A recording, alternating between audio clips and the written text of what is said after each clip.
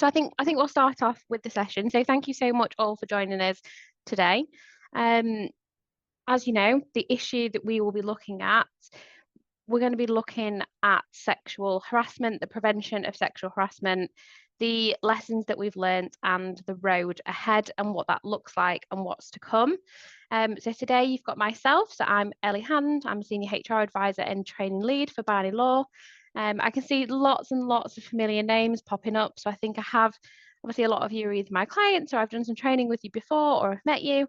And then we also have Alexandra Herwood, who is our employment solicitor, head of employment, joining us today. He'll be putting a real focus on some live issues for you, some live things that we've seen happening in the media more recently and why this is so important. So part of today's session, we're going to be focusing on the legal duty that came in, that employers now have to prevent sexual harassment of their employees. We're going to look at how the law has evolved, but most importantly, how you can take actionable steps to comply and foster a respectful workplace. So they're the main things that we're going to be looking at. So it's been a year since the Worker Protection Act started being enforced. So we will explore the lessons learned from the last year, how businesses are responding, and just some practical steps that you can take just to ensure that you are fully compliant with this piece of legislation and that you are protecting yourselves in the best way possible. Okay. So just to give you a little bit of background as to who we are, like I said, a lot of you know who we are already. So we are expert HR and employment law services for your business, and we also support employees as well. We recently were rated in the top 2% of employment law firms by review solicitors, which we are so proud of. We're so proud to have that under our belts now because we really do believe that we deliver a fantastic service for you all. We support employees with anything from recruiting somebody into the business to terminating them to all those little intricacies in between. And we also have some really advantageous bolt-on services such as our HR consultancy, our training, our employment law offering, and commercial services for organisations if you need them. So if you do want to get in touch after this session, please do just let us know. Questions? I suspect there will be some questions that come out of today's session and as we go through. So if you do have any questions throughout the session, please just pop them in the chat box, which you'll see on your screens. We have one of our lovely colleagues on here today called Hasty, who'll be managing our chat function for you. So if you do have any questions, pop them in there and she will answer them. Alternatively, if you would prefer to email us privately or outside of this session, you can drop an email through to our hello@barneylaw.co.uk email address, and Alex and I would respond. Or alternatively, if you do have our details directly, then we're happy for you to contact us with any questions that you might have. Okay. So what are we going to cover? We are going to look at a year on. What does that look like? Practical compliance, what does that mean for you? Dealing with third-party harassment and what changes are likely to come in. Risk assessments in action, what does that mean? Have you got any in place? How you would handle a complaint. And then we will be ending the session on how we actually prepare for the reform. So we all know there is this lovely, really lengthy document out there at the minute called the Employment Rights Bill. We all know that the Employment Rights Bill has some things in there on potential changes that are coming into practice surrounding this piece of legislation here and the sexual harassment in the workplace. So we will touch on that at the end of the session and what that potential reform looks like and what that could mean for you as an organisation. So we have just got a little bit of a poll for you before we go forward. So the first thing that we just want to know is, has your organisation updated its policies and training since the new duty came in? So we know that the Worker Protection Act was effective from October 2024, and that was requiring employers to actively prevent sexual harassment and take reasonable steps to ensure that they had a safe working environment for their employees. So how many of you have updated your policies since that new piece of legislation came in last year? So we've got a real large proportion of you saying yes, we have, which is absolutely fantastic. Couple not not quite there yet, not quite implemented them. That might be because you think that your existing policy covers it and that's okay. It might be because you've just not got round to it yet. If you haven't got round to it yet, take some of the practical steps or practical tips out of today's session. If you do want to talk to us in a bit more detail about updating your policies and procedures and what that means for you, please do get in touch because that is something that we can help you with. Okay, so thank you ever so much, everyone, for taking part in that. So 1 year on, what is the duty? What does this mean? So a little bit of a legal recap. So obviously, I've already told you what the piece of legislation is. So the Worker Protection Act was effective from October 2024. It's there to say that employers need to take proactive steps to prevent sexual harassment of your employees. The Equality and Human Rights Commission now has the power to enforce compliance, which means increased compensation may be posed in tribunals for non-compliance. So that's what we've seen, sort of a change as to what's come in. It's a shift from simply being reactive, so reacting to incidents, to now us needing to be proactive in the prevention before it actually occurs. So that's what the legislation is trying to do. So it's trying to shift from being reactive to proactive. So they're the two words that we're seeing a shift within. So now that we are a year of enforcement, so we've seen it in place for over a year, well, nearly over a year now. I'm getting ahead of myself. I'm thinking it's nearly Christmas, clearly. We need to think, what are the key takeaways? So what have we learned? What have we looked at?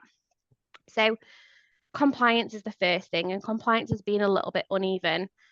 Some companies have done the bare minimums. They've updated a policy. They might have sent a reminder out about certain changes, or they might have sent out a reminder about certain types of behaviour.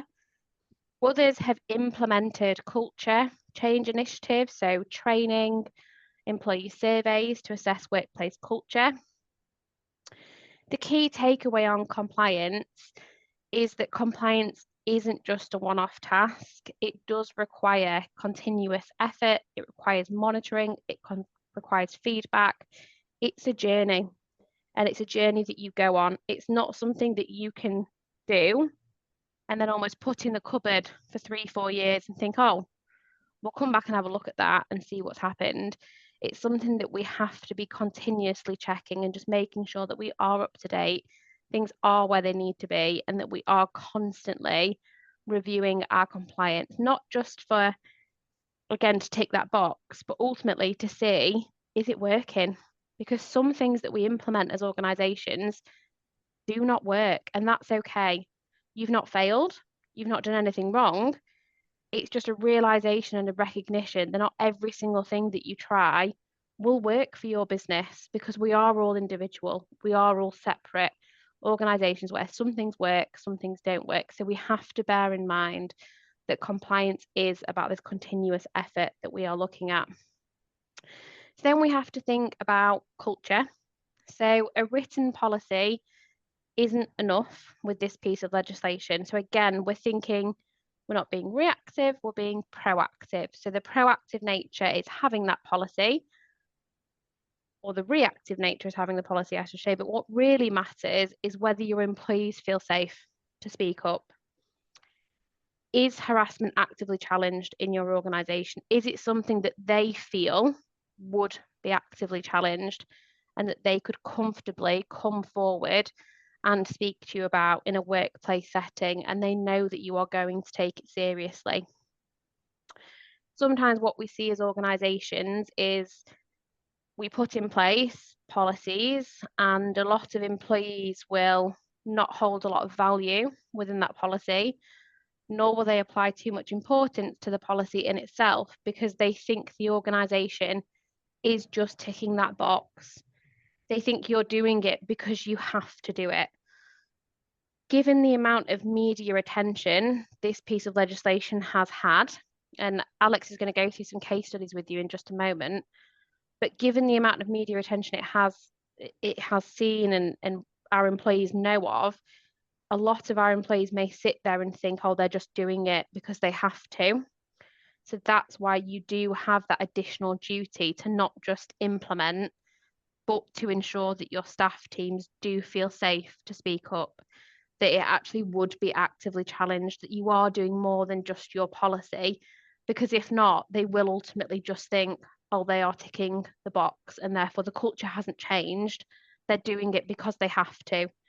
And a part of that is because of the media attention that it's had. So everybody knows you have to do it now. So we have to take that one additional step to relook at things. So the EHRC has shown that it is going to actively intervene when organisations fail to take meaningful action. And we can see that in the McDonald's and the Lidl cases, which Alex is just going to go through with you in just a moment, where they are monitoring, they're investigating, and they're taking action to ensure that actually they are doing all these things that the government are wanting us to do and that they're putting into place. Now, yes, they're very large organisations, and you might think, compared to McDonald's, Ellie, we are tiny, tiny. And I understand that.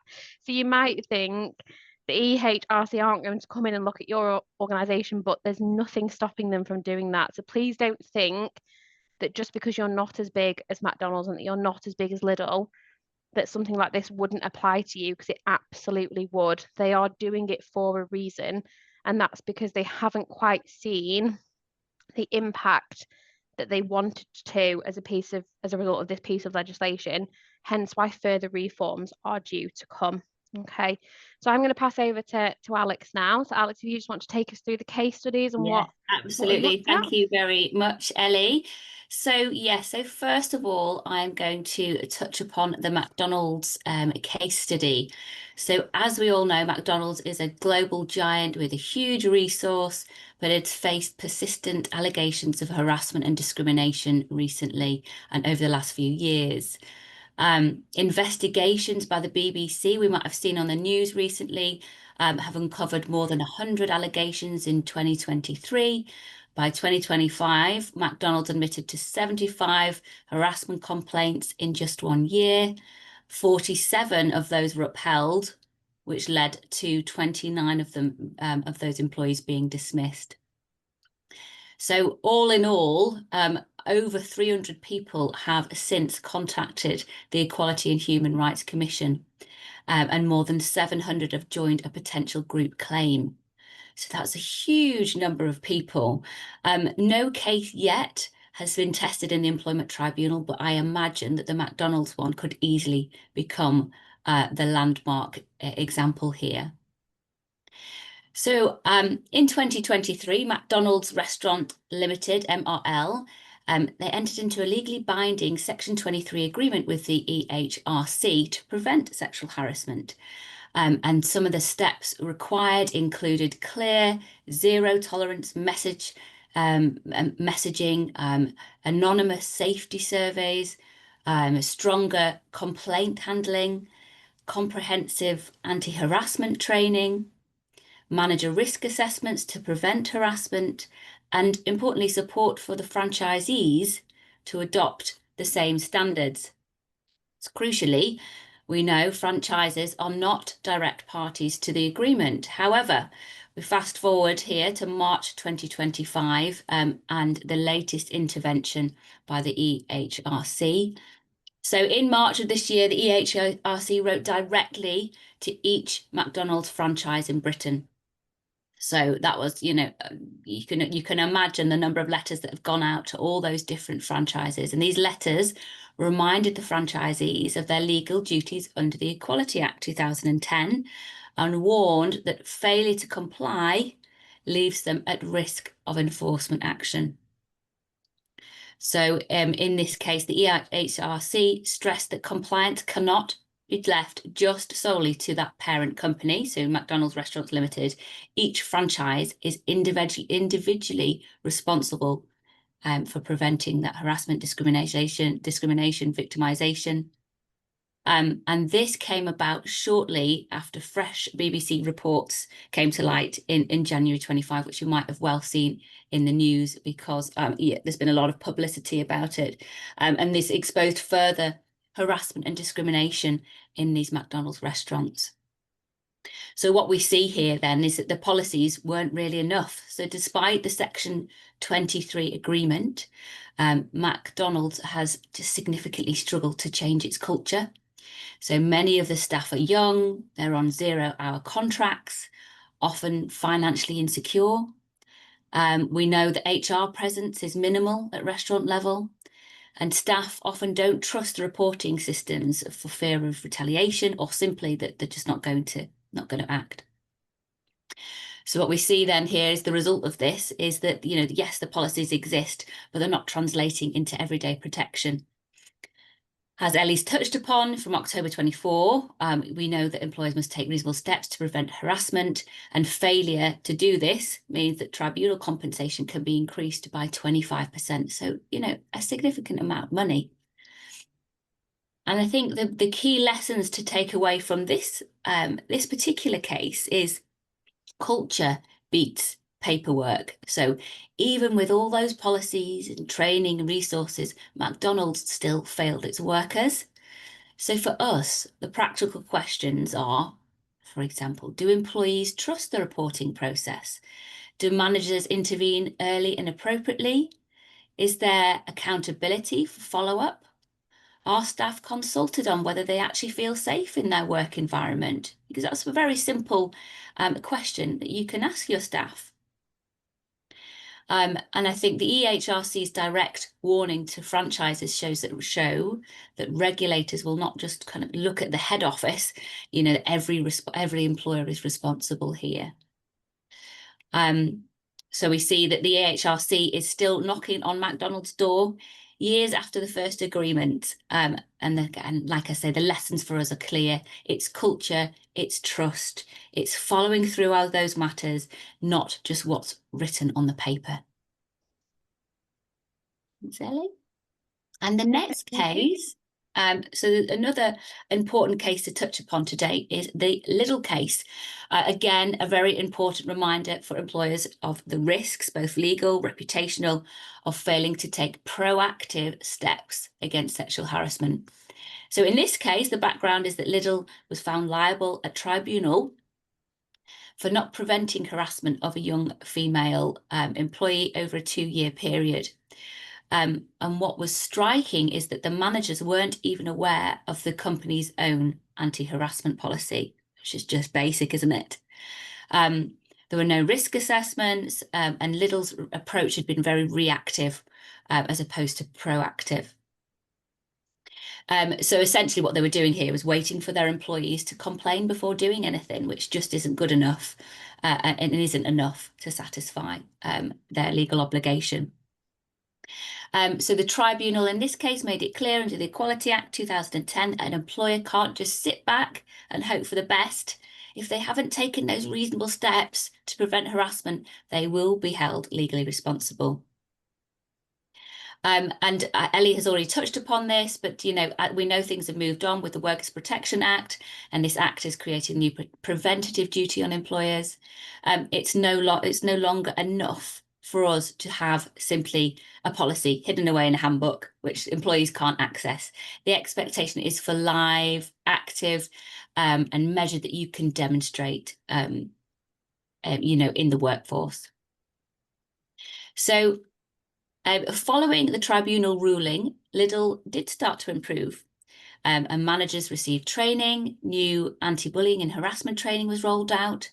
They completed sexual harassment risk assessments, and the EHRC went further, entering into a formal legal agreement with Lidl, like it did with McDonald's, which is enforceable, monitored by the regulator. And by signing it, that Lidl are saying they're committed to quite specific actions, including, for example, running staff surveys, monitoring informal and formal complaints, reviewing complaint handling, analysing recent complaints for patterns and what crops up, and keeping risk assessments and policies constantly under review. Okay, so not just updating it a few years ago and thinking that that's enough.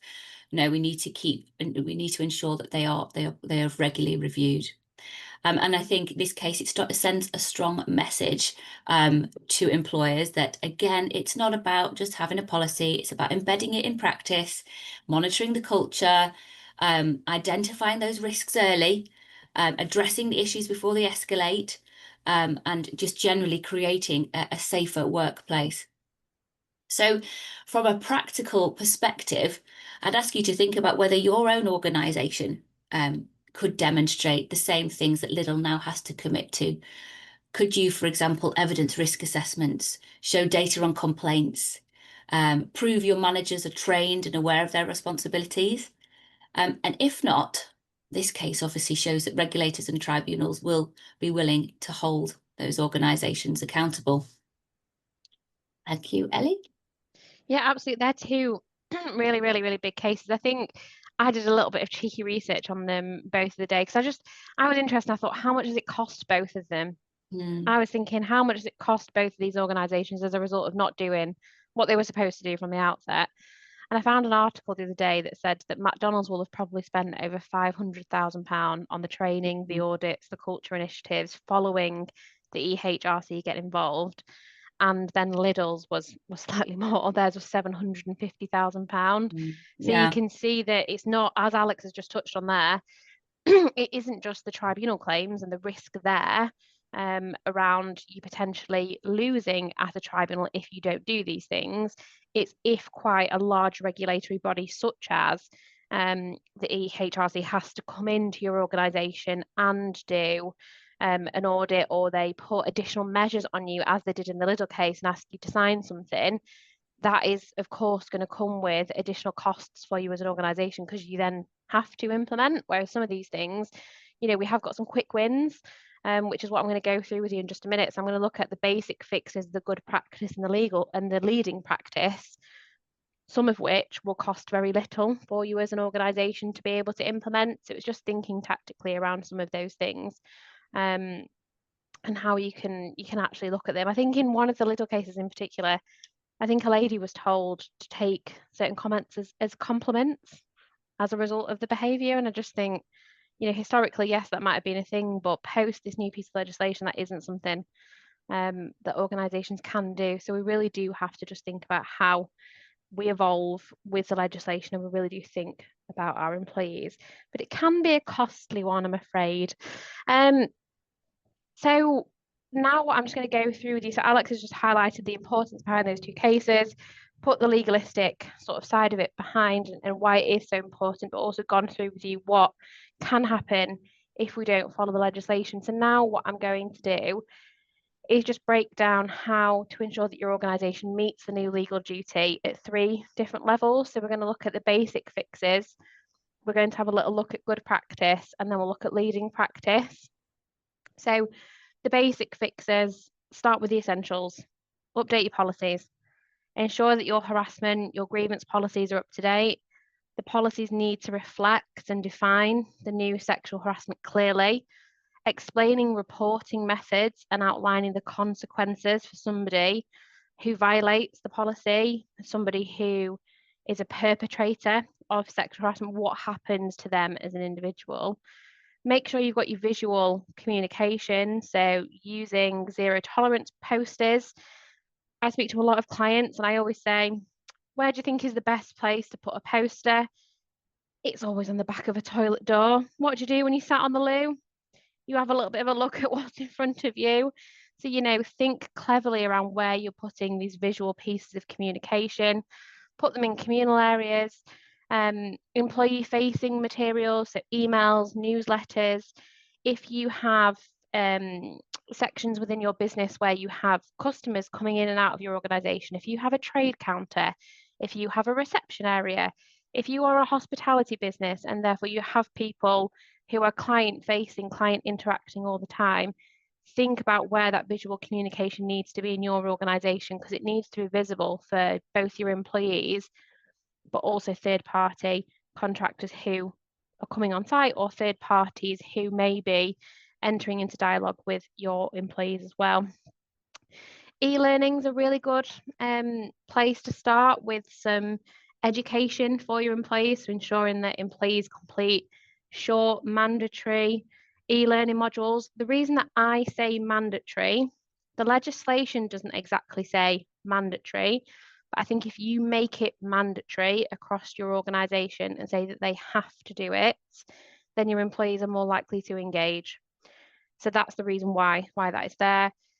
Make sure that you do some kind of learning on the harassment policies that you have in place. And as Alex said earlier on, the importance is the reporting element. Do your staff members feel comfortable?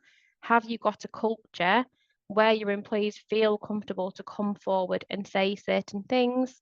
And then again, it's the postage, the signage, but the comms that you send out to employees. So if you are we're in September now, we've just discussed it in our office, but some of you will be thinking about that lovely C word.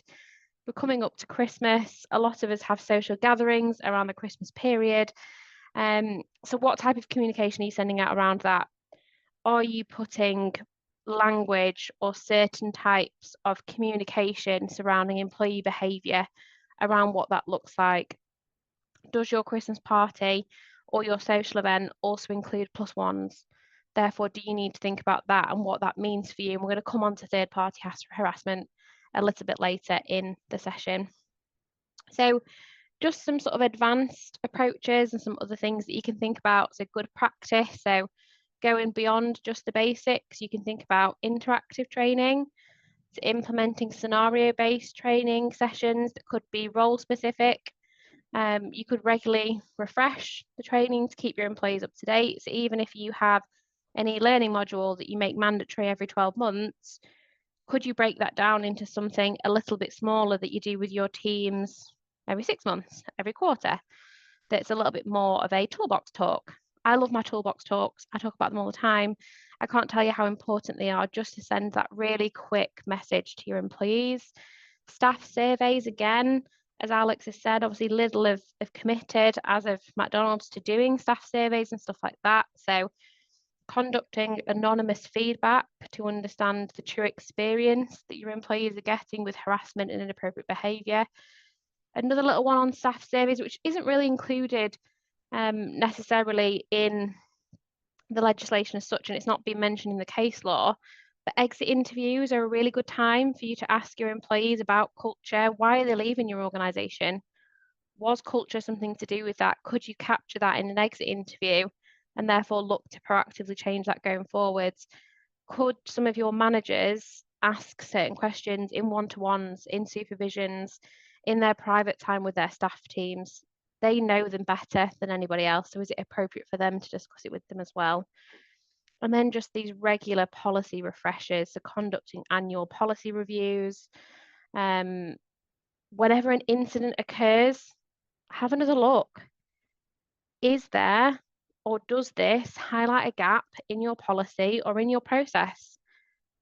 Is there a lessons learned? I really do strongly believe in lessons learned off the back of incidents that happen in places of work. Whilst, yes, often it is a result of the conduct of our employees, but could you have done anything different as an organisation? Could you have a lessons learned in there? Include feedback. You could have focus groups.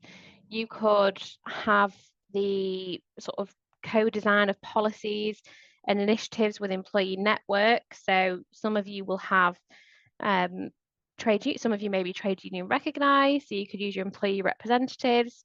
You could use a staff forum in order to discuss these things, just to make sure that you are doing what your employees want you to do to feel comfortable. Just before I come on to that, Paul, I just want to talk to you a little bit more about sort of this advanced approach, but more around the proactive culture change. Leadership buy-in is really, really key. So the first thing that you need to ensure is that your senior leadership constantly promotes and demonstrates the commitment to the harassment-free initiative environment and making sure that they are fully on the same page as you with your commitment as an organisation. A lot of culture is top down in terms of it comes from those who sit in those senior leadership positions. Even if you don't have a hierarchical structure, you will always have somebody who's in more of a senior position than somebody else within your organisation. So they need to ensure that they are constantly promoting and demonstrating the commitment to harassment. And then you have to have the ongoing monitoring and tracking system. One of my golden rules in HR is always, if it's not written down, it didn't happen. And for stuff like this in particular, where you are getting complaints or people are coming to you with certain things, that documentation process, that tracking of both formal and informal complaints is really, really key to help you to identify trends, but also hotspot areas within your organization that you need to focus on. This sort of stuff will help you to be able to shape the risk assessments that I'm going to talk to you about in a little bit later on today. So if you're tracking and monitoring things and looking at trends, hotspots, that's going to help you to be able to then tweak and monitor your risk assessment on more of a regular basis, just to make sure that that's up to date. Those of us that have to deal with risk assessments on here, you will know yourselves, and I don't expect anybody to put their hands up and say, oh yeah, that's me or that's our organisation. You'll do a risk assessment. You maybe don't look at it for 12 months. You might not look at it for 18 months. I can guarantee you things have changed within that period. So therefore your risk assessment is also a little bit out of date. So you do need to make sure that with the ongoing monitoring, we're going back and looking at that risk assessment because there is a reason behind it. So we've just got another little poll for you all here. So how confident are you about how your organisation is dealing with this? So do you think that your organisation is doing enough to meet the new duty? So do we think we are doing all of those things? So it could be just the basic fixes, it could be the good practice. I would love to see every single organisation I work with thinking about that leading practice. Rome wasn't built in a day, and you do have to remember that, and these things do take time. So I wouldn't expect every single one of you to be on that leading practice and having that proactive culture change, and that's why we are here to support you. That's why I'm so passionate about giving organisations tips and techniques and training and helping them with their risk assessment, because sometimes I think this legislation comes into force and it's fantastic. It's what we need. It's what we need to be positive, values-led, culture-led organisations. But sometimes we don't always get the help that we need to get there. So, I'm really passionate about us supporting that. So what I can see from the answers that we've just got there, I think some of you are saying we're somewhat confident and we've made progress, but we've still got more to do, which is really fantastic because that shows that you're on the journey. That shows that you know that you've got more to do. You're willing to do it. Sometimes it's just, does time permit? Or have we got the budget to be able to implement some of these things? And then, a couple of you are saying we're not very confident, gaps remain in our approach. If you are feeling that there was a few gaps, contact us, speak to us. Can we help you identify those gaps? Can we help you sort of fill them, help you progress and get you into feeling somewhat confident? I'm really pleased to say we don't have anybody who's picked they're not confident at all, which is a really, really positive and nice thing to see. I think from Alex and I's perspective, we're thinking, okay, people are taking this legislation seriously. We are thinking about things. And again, I probably wouldn't expect anybody to be extremely, extremely confident because there's always more that we can do. So please do get in touch if you do need anything or you would like some support with that. So we're going to have a breakout in probably 5 to 10 minutes, but just before we do, I just want to touch on third-party harassment because this is what our breakout scenario is surrounding. So our breakout scenario is talking to you about what if a contractor was to harass one of your employees, because I think that is an element of weakness that we all feel as an organisation. I think I can safely say that because I think we can train our employees, we can put policies and procedures in place, and we can keep an eye on the culture. But what we can't always do is control harassment from people outside of our organisation, such as customers, contractors, suppliers. But this piece of legislation is also saying that employers must protect employees from third-party harassment, even if the perpetrator isn't an employee of that company. So you're still responsible for managing the risks posed by that third party. So I think, that's an area where we all might feel a little bit vulnerable with how to deal with certain things. It's tricky. You don't have direct control over your customers, your clients, your contractors, but staff do interact with them day in, day out. So again, I know, from the people that I can see on this webinar here today, I know we've got a couple of hospitality businesses. I know we've got a couple of charities on here who are interacting with members of the public all the time. You're interacting with these third parties and individuals who we would consider to be a third party. And it's, what do we do? How do we support? And what can we do?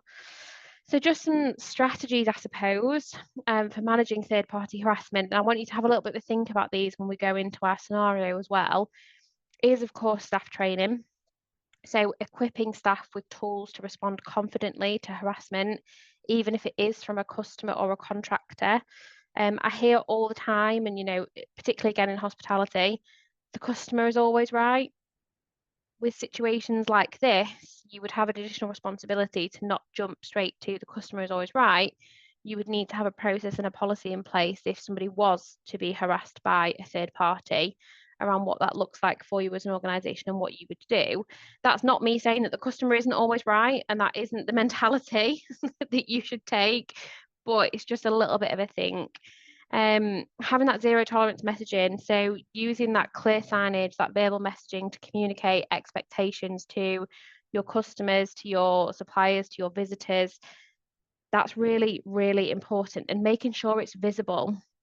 Again, I go in and out of a lot of businesses, and a tiny, tiny little gripe of mine is I see these notice boards, and I see them and they're absolutely flooded with posters where none of them are clear. You've put poster over poster over poster. You've got things that are half dangling down. That is not clear messaging or clear signage. So a lot of people say, yeah, we've got a notice board, it's on there. But is it clear? Is it visible? Have you got that message across to everyone? Having clauses in your contracts with suppliers and customers. This isn't necessarily your employee contract. So this is the contracts that you may have with somebody who is coming in to deliver a service on behalf of your organisation, or somebody who you're engaging with. So some of you might refer to them as a client care letter if you're in professional services. Some may refer to you as a service level agreement, again, if you're in sort of third sector or the private sector. Or we may refer to them as contractor agreements, supplier agreements, anything like that, terms and conditions. You could have a little line in there just around your expectation of the third parties in which you're engaging, and then making sure that you have this escalation process and this escalation route. So ensuring that staff are aware of how to respond to incidents, when to escalate it further, who they should escalate it to, understanding when it's appropriate to ban or terminate relationships with third parties, and knowing that you have the confidence to do that as well. I think that's always a little bit of a tricky one because, again, often, customers, third parties, suppliers, they all come with an element of cost. Either they are supplying a service to the business or they are bringing in service to the business, they're bringing in money to the business. So I think it's really difficult to make that decision around the banning and the termination. But I do think it's something that just needs to be considered. And if you have the appropriate escalation procedures in place, that's something that can really, really support you as well. For those of you that have telephone-based systems or who do speak to customers, suppliers, contractors via the telephone, you could have, general messages on there around this call is being recorded. A lot of you will have that anyway, but monitoring and recording on some of your phone calls, if they are being recorded, it's just that reminder to some of your contractors of, you actually can't speak to our staff like this, or you can't do certain things because we are looking at them. Just a key point to remember, I suppose, is even though the perpetrator isn't your employee, you still have a duty to protect your staff. So some of these practical strategies on here are steps that demonstrate your proactive risk management. And it's nice for the EHRC to see that you're doing these things, and it's things that they would expect to see. Okay, so We are going to go out into a little breakout room as a group. We're going to split you straight down the middle. So I will take half of you into my breakout room. Alex will take the other half of you into her breakout room. The scenario that we are going to talk about is a contractor harasses one of your staff members. What do you do? Remember, the contract room is not being recorded, so therefore you can speak openly. Those of you that want to can pop your cameras back on. We will have 10 minutes in the breakout room. So we'll come back just after 10 to 1, where Alex and I will look to close down the session.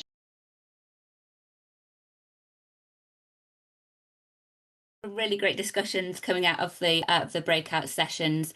A lot of which we've covered in our breakout sessions, but perhaps it's important for me just to go over it. Obviously, some of the things, well, the first thing that came to light in our breakout session is that we're going to speak to that member of staff straight away, check in with them, listen to what they're saying, make sure that they're fully aware that this is going to be treated seriously.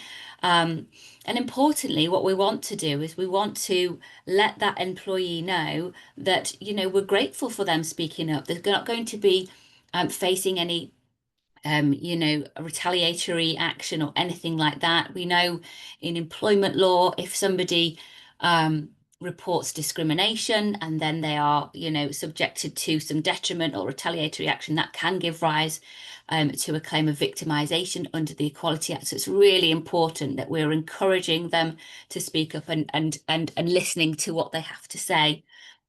So that came to light in our breakout room. We're going to do a thorough investigation. We're going to record the incident. So even if that member of staff doesn't want to take it through the grievance process, you obviously still need to log what has happened.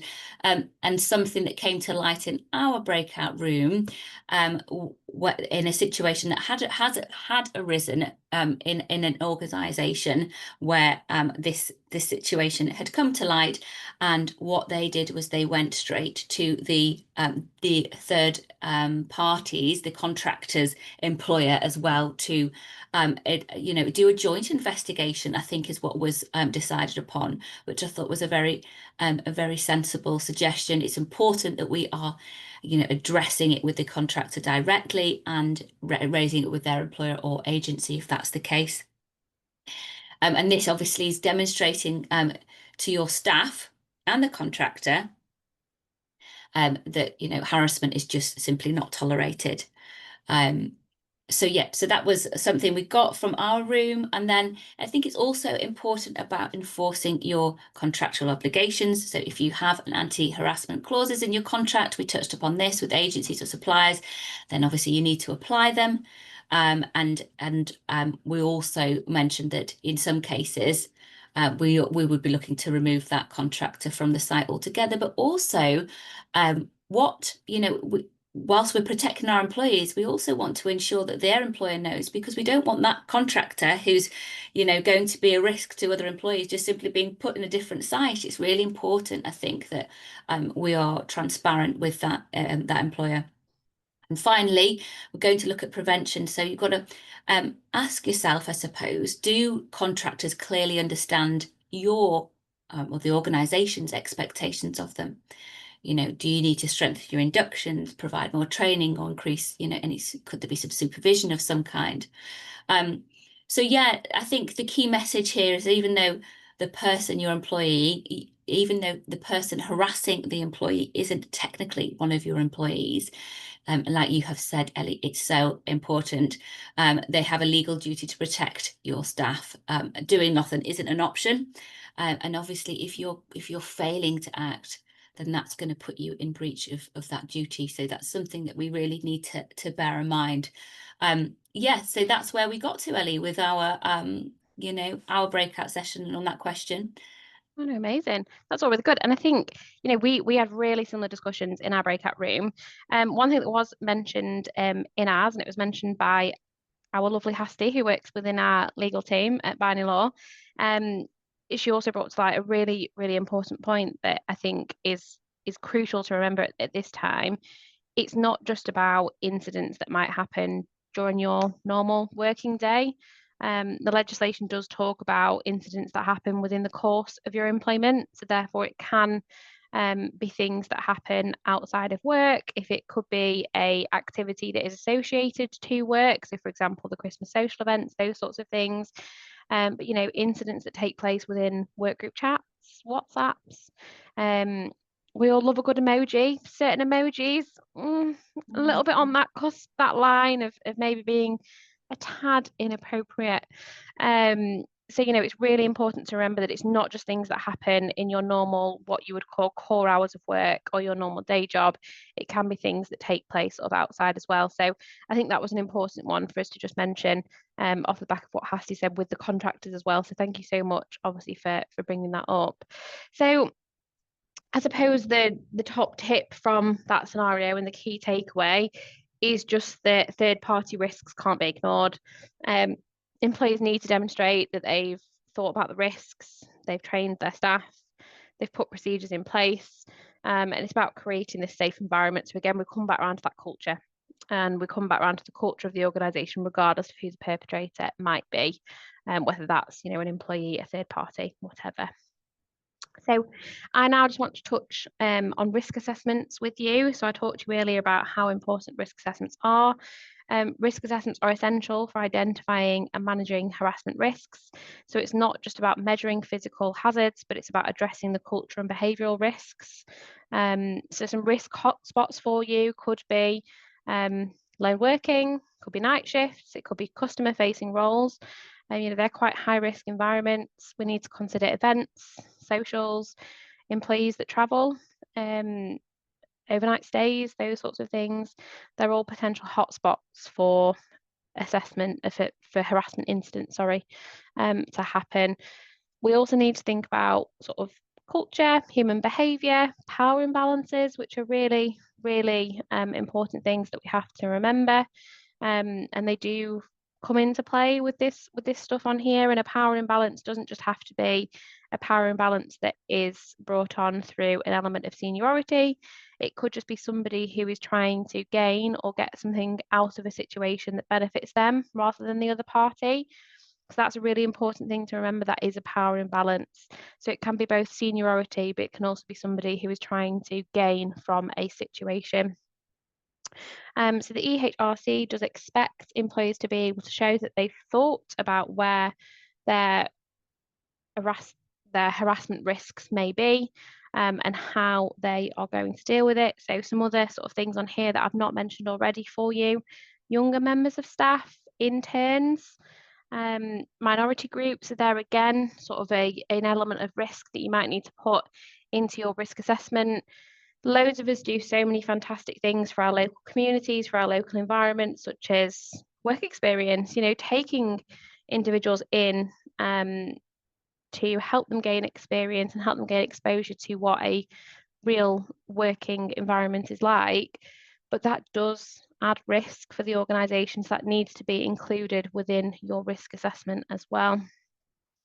So we just have a 5-step framework for risk assessment. So identify risk areas through surveys, exit interviews, focus groups, plan your interventions, what you're going to do about it, how are you going to deal with that, assess the likelihood, the severity of the harassment complaints, what are your biggest gaps, what are you going to do? You'd probably do your assessment prior to your plan. I sometimes do things the wrong way around, but that might be the way you deal with it. You're then going to monitor, you're going to track your complaints, you're going to check your sort of risk hotspots regularly, and then you're going to review the risk assessment annually or after an incident. So that bit is really, really crucial. So if you have an incident, review the process. Why have you had the incident? Does it consider, or does it, has it impacted one of your hotspots, one of your risk areas? And do you need to think about reviewing your risk assessment in some way? So we've learned from the 2 cases that Alex went through with us, McDonald's and Lidl, that it's not just about being proactive. It's not just about having these policies, these procedures in place, this training. It's the way in which we handle the complaint, which is a really crucial factor to ensure fairness, transparency. We're protecting the employees, and that we are taking things seriously. This is one thing that Lidl hasn't done, of course, and that's why they are subjected to such higher scrutiny around certain things that they are doing at the minute. So just some best practice sort of processes is, triage the complaint immediately. And, what I mean by that is assess it, look at it, take all complaints seriously, think about, right, what does this mean for us?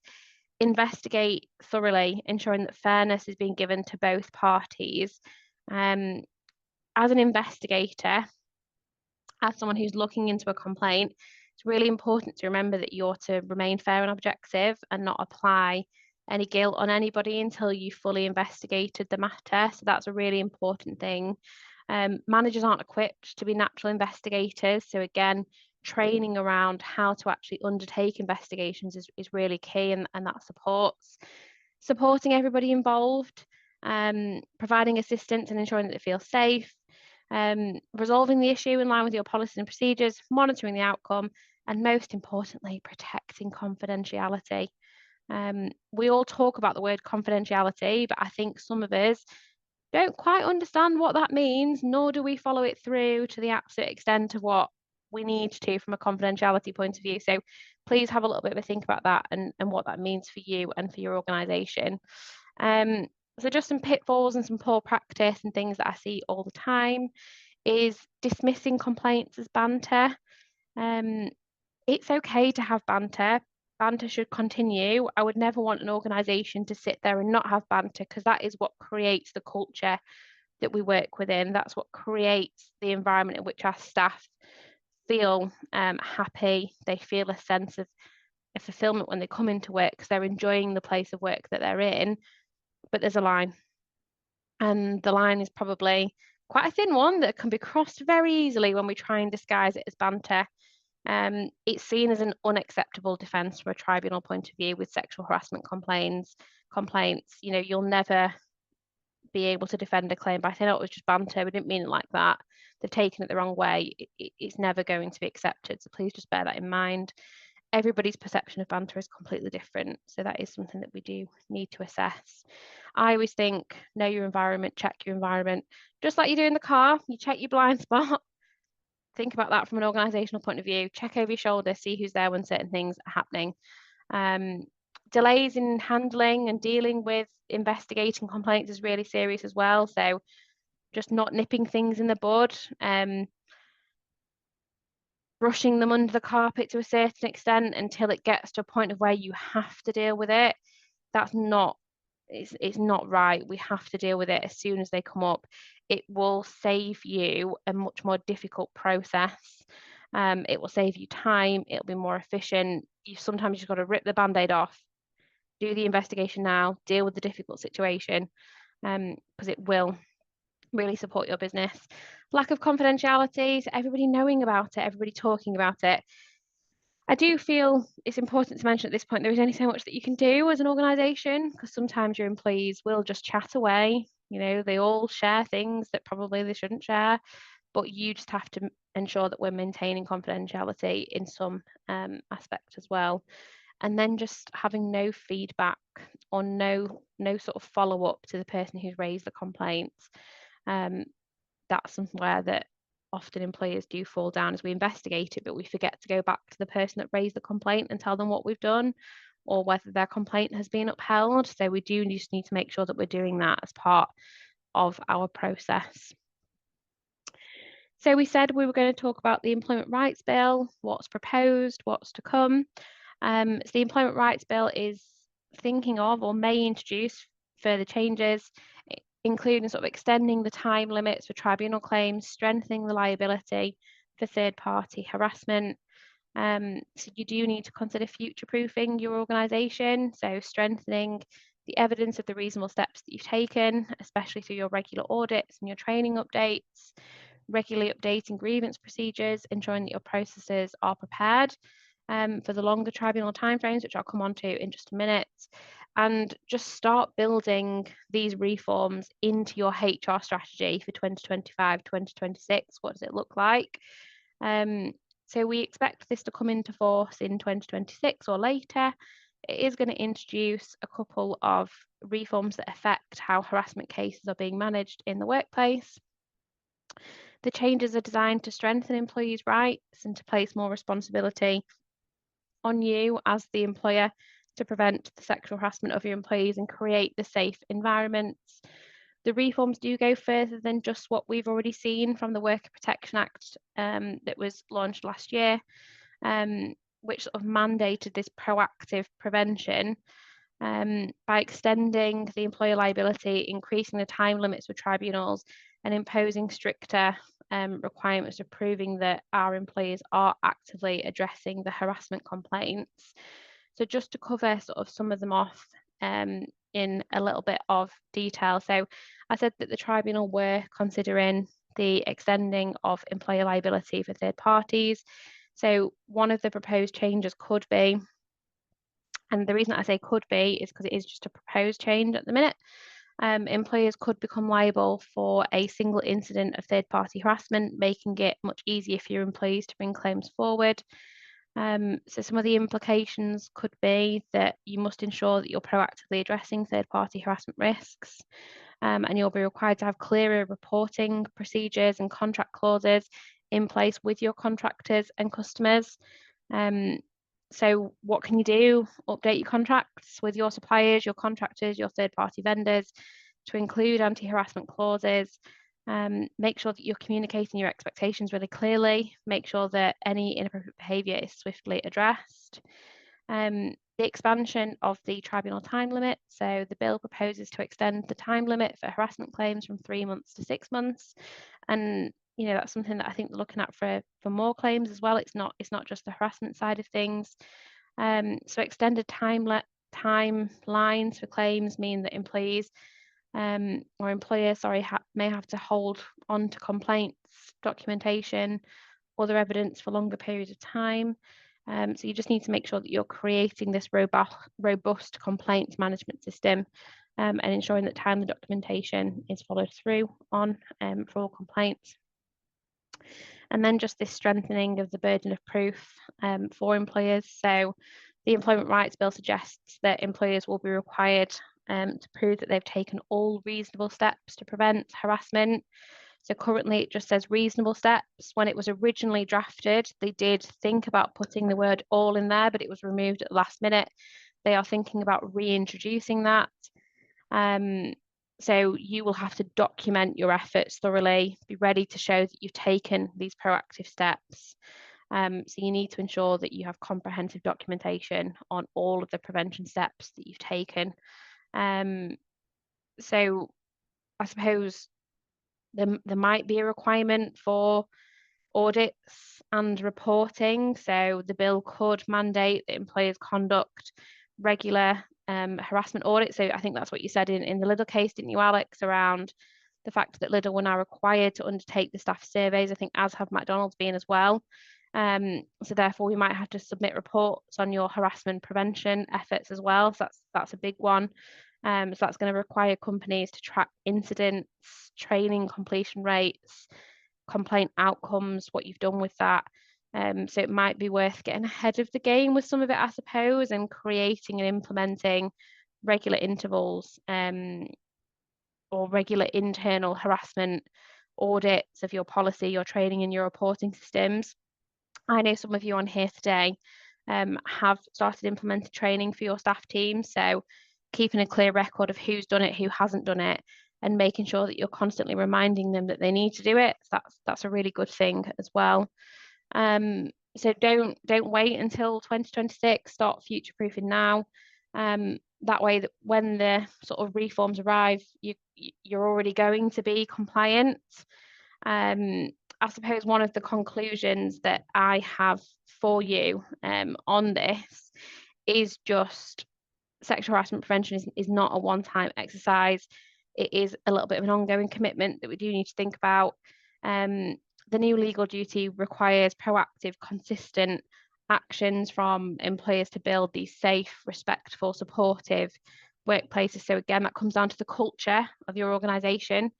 By taking sort of the action now and preempting some of this stuff and being proactive, not only are you complying with the law, but you're sort of promoting this culture where actually your organisation it has no place for harassment. Harassment has no place in your organisation. Every employee feels valued, they feel respected. we all know that when one of our employees feels valued and when they feel respected, we're more likely to get more efficiency out of them. So it is a little bit of a um, sort of an efficiency, productivity sort of tick box for you as well, where your employees feel safe, where they have that psychological safety, and they feel that they're able to fully commit themselves to work. You are more likely to get more out of your employees in that situation as well. Um, so I suppose we've got some time for questions now. So I don't know if anybody has been putting questions into the chat. I think, like I said, my lovely colleague Hassie's been responding to some of those questions. So we're happy, Alex and I are happy to take live questions now. But alternatively, if you would prefer to just send us an email or pop them in the chat function, then that's also okay. So I will just open the floor for any potential questions that we might have.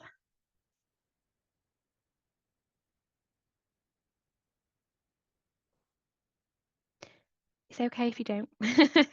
We understand that some people prefer to email. So what I will just do is I'll just put our general email address into the chat box now, so that if you do have any questions and you just didn't quite want to raise it on today's webinar, or you would prefer to follow up with us after, our email address has just gone in the chat box there, so you can contact Alex and I. Either one of us will respond. So we can see there's just been a question pop up there. So are there any recommendations on where to get the posters from? My honest answer is I don't know, as far as I'm aware. There's no sort of standardized poster as to what that would mean. I think it's got to be specific to your organization and to your reporting procedures, because every organization would have a different reporting procedure. I think a poster just needs to be, highly engaging. It needs to highlight that there's a zero tolerance approach to harassment. It needs to say, and you don't have to attach your policy to it. It doesn't have to be if you suffer harassment, please do X, Y, and Z. It can just be if you need to speak out, come and speak to X person. I know some businesses use QR codes. So I've got a lot of my clients who will use a QR code that goes through to an anonymous reporting system. Some businesses I know have their EAP system, so employee assistance programs in place. So things like Westwood Health, Health Assured, where your employees have confidential reporting lines that they can contact.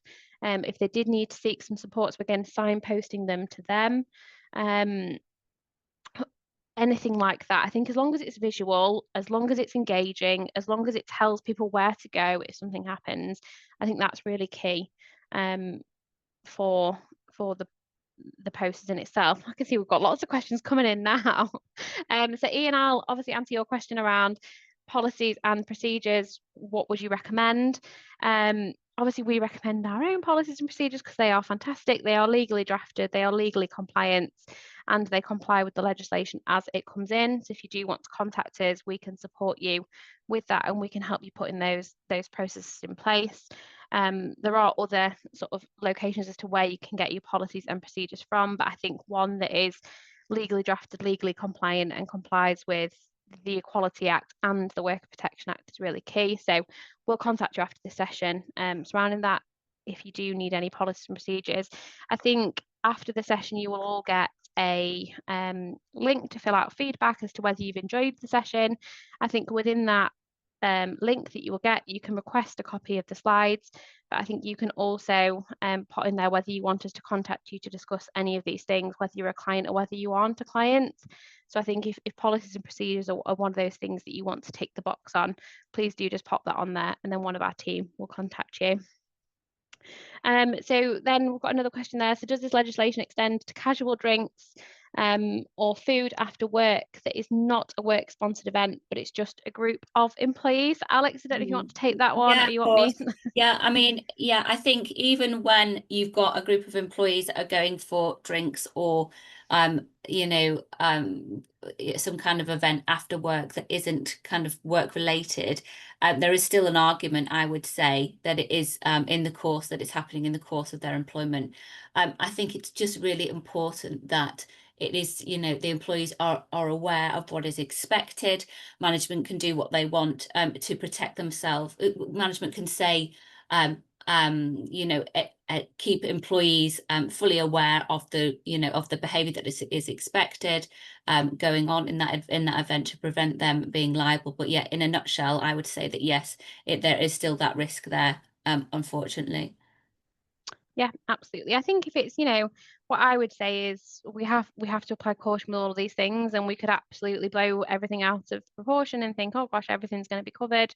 I think what Alex has just said there is absolutely correct. I think if it's just, one or two of your members of staff who are just friends outside of work and they're just going to get a drink, I think with the additional protections that are coming in, it might still be something that we need to think about. But I think, you're probably going to be safe on that. But we can't say for certain. So I think absolutely apply the caution, and where it is a number of people from work, or if it is solely work who are there, then absolutely it could be considered to be a workplace activity and covered under this piece of legislation here. So any other questions, feel free to keep popping them in the chat. We'll either respond when we're there, or we can obviously do any follow-ups with anybody that we need to after. So we just want to make you aware that we have got 2 additional training courses coming up on the 6th and the 27th of November this year. So this is a sexual harassment awareness training course, which is aimed at employees of all levels. So this is that training element that Alex and I have spoken to you about throughout the whole of today's session. So we are running a course for your employees. It is a delegate-led course, so it's for all of individual delegates to come. You don't have to join as a whole organisation. You can just book individualised people onto the course if you feel that would be of benefit to them. The course covers what sexual harassment is, banter in the workplace, the law and the consequences, some unacceptable defences, some case studies, what to do, and the prevention. What individuals get as part of that training is they do get a booklet that they can work through. So it's an interactive training booklet that they can use. They do get a certificate of attendance. So that is your tick box, I suppose. That's your confirmation that somebody has been on the training, and it is a training that's been provided by Bionic HR and Employment Law. If you do want to book on more than 10 people, we can offer group discounts for organisations that wish to do that. Like I said, they're on the 6th and the 27th, the 6th of October, the 27th of November. There is a slight cost of £75 plus VAT per delegate, and it will be held on Zoom, so you can do it from anywhere. We can help your organisation if you need to. So we do offer, those of you that know us on here anyway, we have our watertight fixed fee solution, which is a cost-effective, sort of expert-led retainer support package for your businesses to help you navigate through some of these situations. So if you do want to get in touch, if you do need any additional support for your business, then please do contact us. These are just some of our client testimonials and what our lovely clients have said about us. Like I said, we're in that 2% rated top 2% of employment law firms, which we're really, really proud of. We do have some additional events and training coming up. So like I said, there's 2 sexual harassment courses are on there. And then we also have a HR forum, which will be taking place in Doncaster around neurodiversity in the workplace. So if anybody's interested to that, you can register, you can sign up. It is specific for Doncaster Chamber members. If you're not a member of the Chamber, you can still join. There is just a slight joining fee for that course on there. For anybody that is interested, anybody that would like to, you have a copy of our QR code on here that allows you to sign up to our free HR monthly newsletter that does come out to you. This includes any important updates, any topics of discussion that we've been having with our clients that we feel is crucial at the moment, and something that you need to know about. And it does come to you on a monthly basis. It also updates you on any events, any things that we're doing, any live webinars that we're doing that you may have missed through social media and other things. As I said to you earlier, Alice will be sending you over a feedback form to ask you to fill out just to see what your thoughts were of today's session. On that, you can put a request for a copy of the slides, but you can also add in there any future topics that you would like to see us deliver via our sort of online webinars. they're like lunch and learns really, because they're over lunch break. This one has been slightly longer just because there would be so much to cover. But we have our HR exchanges that we do on a quarterly basis that run for an hour over that lunchtime period. Don't miss out on those. But also, if you've got any specific topics that you want us to look at, then please do have a little look at those and sign up. So the last thing that I have to say is just thank you so much for attending today. I suppose just a little takeaway from me is just start taking action today. Review your policies, your procedures, your training.